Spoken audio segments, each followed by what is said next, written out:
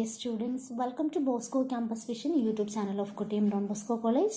I am Ranier, faculty member of PG Department of English. This time I am here with the paper Communicative Applications in English, which is an open course offered by BA English for 5th semester UG students under Kerala University. In today's class, we are discussing the new topic, that is letter writing. Letter writing, as you know, it is one of the important tools of communication.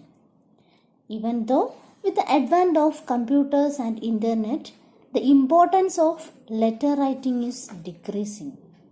But still, it has its own power because for letters, we can use it as a document. Since it is a hard copy, we can use it as a proof or document.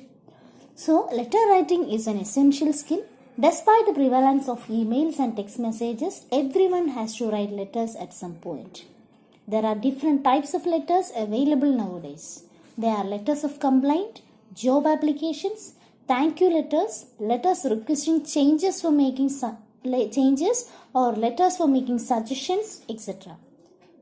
Anyway, letter writing improves the students' communication, social and handwriting skills. It also teaches them what they need to know about writing and structuring letters. So we can classify letters mainly into two, formal letters and informal letters. Formal letters, as the name suggests, it write very formally, and informal letters are used to send letters, such type of letters that we used to send to our nearest relatives or family members. So, formal letters follow a certain pattern and formality. They are strictly kept professional in nature and directly address the issues concerned. Any type of business letter or letter to authorities falls within this category. Business letter, official letter, employment letter are come under this category. So business letter, as you know, it is written among business correspondence. Generally contains commercial information such as quotations, orders, complaints, claims, letters for collections, etc. Then in the case of official letters, this is written to inform officers, branches, subordinates or of official information. So it usually relays official information like rules, regulations, procedures, events or any other such information. In the case of employment letters, any letters with respect to the employment process like joining letter, promotion letter, application letter, etc. falls under the category of employment letters. So business letters, official letters and employment letters, these are all come under the category of formal letters. And in the case of informal letters, these are personal letters, informal. These are personal letters. They need not follow any set of patterns or adhere to any formalities. They contain personal information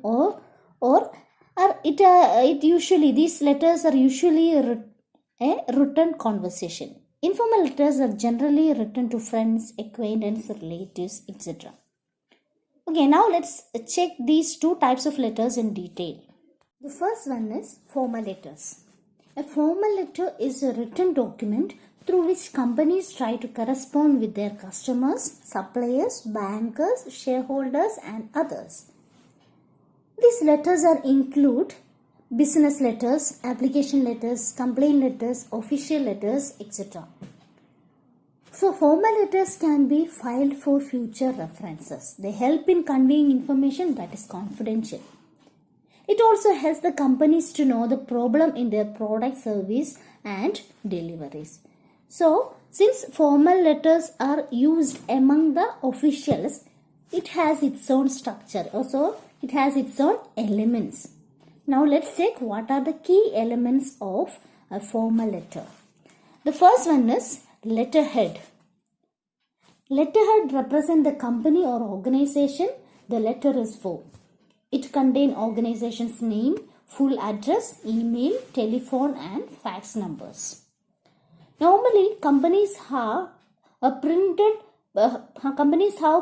papers, printed letterheads in their own. Second important element is date. So, it is best to write the date in full. For example, when the date is 31st March 2017, you should write the date as it is, 31st March 2017.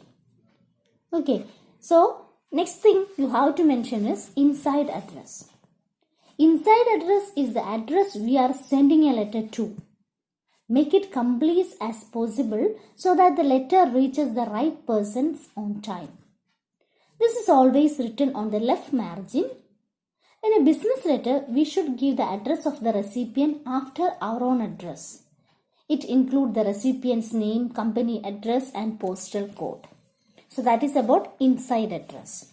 Fourth one is subject. Its inclusion can help the recipient to understand the aim of letter. So when you write the subject of the letter, it must be crisp and clear. So it is intent to the receiver so that the receiver can understand the aim of the letter. Okay, so next one is salutation. Salutation means address. Address in the sense, yes, you are addressing the receiver. So this is nothing but greeting. This greeting in a business letter is always formal. It normally begins with the word dear and always include the person's last name. Next one is the body of the letter. That is very important. The body is where you explain why you are writing. It is the main part of the business letter. Make sure that the receiver knows who you are and why you are writing, but try to avoid starting with I, with the letter I. Use a new paragraph when you wish to introduce a new idea or element to your letter. So, in the body of the letter, be careful writing. It must be clear, it must be error-free, grammatical error-free, spelling error-free. So, if you want to convey more than one idea, you just compartmentalize. So, you just make it paragraphs. Don't forget one thing. Start the letter from the left margin itself. Don't indent the line. So, the next one is the complementary clause. So, after the body of the letter, the next one is the complementary clause. Complementary clause is a short, polite closing ends with a comma. It is a conventional expression indicating the formal close of a letter. So, for example, for complimentary clause, yours faithfully, you can mention yours faithfully, yours truly, like that. Next one is signature line. So, every letter should have a handwritten signature. Leave 4 blank spaces after the complimentary clause to sign your name. Next one is enclosure notation. So, you are writing a formal letter. So, you must include the enclosure notation. When something is enclosed with a letter, for example, you are sending your resume. So, what are you trying to enclose it? Your resume. So, you must mention that in your application letter. Then, the last one is postscript. Postscript is a brief message appended to end of a letter or other text. A postscript is usually introduced by the letters, capital letters PS, postscript. So these are the key elements of formal letters. So here I am giving you a sample of a formal letter. Please go through it. Second type of letters are informal letters. As the name suggests, the letters are informal in tone. These letters are written to close acquaintance of the writer, maybe his family members, relatives or friends.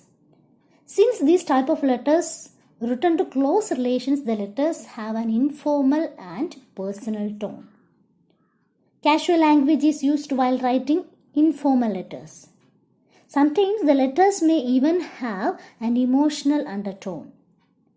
Informal letters are mainly used for personal communication. So, they do not have to follow any specific pattern, format or conventions.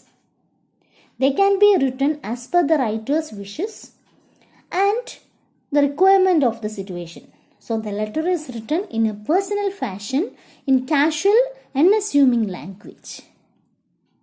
Now, let's check what are the what is the format of an informal letter? An informal letter must have certain elements like sender's address, date, receiver's address, salutation, body of the letter, complimentary clause. The first one is sender's address. You must mention, when you write an informal letter, you must mention the sender's address first. After that, leave one line space and then enter the date. Again, leave one line space and write the receiver's address. Next thing is salutation. We don't need to add the subject in this informal letter. So next one is salutation. So you can use personal words when you salute the person, when you salute the receiver according to the relation. Then the body of there is no strict rules are provided to write the body of the informal letter. So after the body of the letter, you can write the complimentary clause. Then signature line. So this is the format of informal letter. So here I am giving you the sample informal letter. Go through it and try to understand the format of both formal and informal letter. So my dear students, I hope you understand so far. Write the homework and send me through WhatsApp. See you in the next class. Thank you.